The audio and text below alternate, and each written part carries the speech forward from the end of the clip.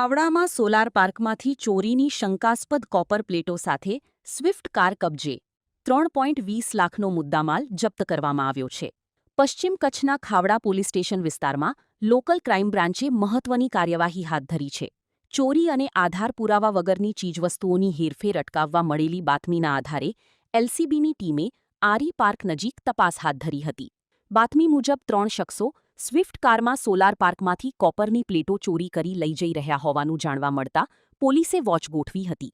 બાંધા ગામ તરફથી આવતી શંકાસ્પદ સ્વિફ્ટ કારને રોકવાનો પ્રયાસ કરતા કારમાં સવાર શખ્સો કાચા રસ્તે ભાગવાનો પ્રયાસ કર્યો હતો.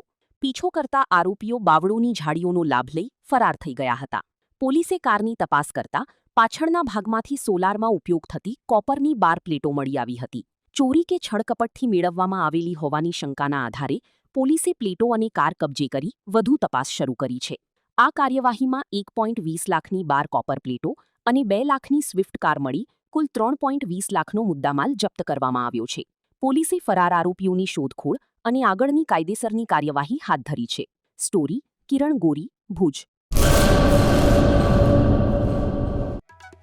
आर्य कन्या गुरुकुल करीब 90 एकड़ में फैले इस विशाल परिसर में कक्षा 5 से लेकर 12 तक निवासी शिक्षा के अवसर उपलब्ध है.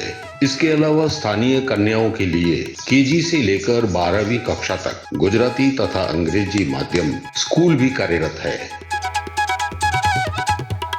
हर प्रकार के खेलों में भी यहाँ की बालिकाएं निपुण हो इसका ध्यान रखा जाता है. यहाँ कन्याओं को वेदों के प्राचीन मंत्रों के संस्कारों के साथ विज्ञान और टेक्नोलॉजी से जुड़ी आधुनिक शिक्षा दी जाती है.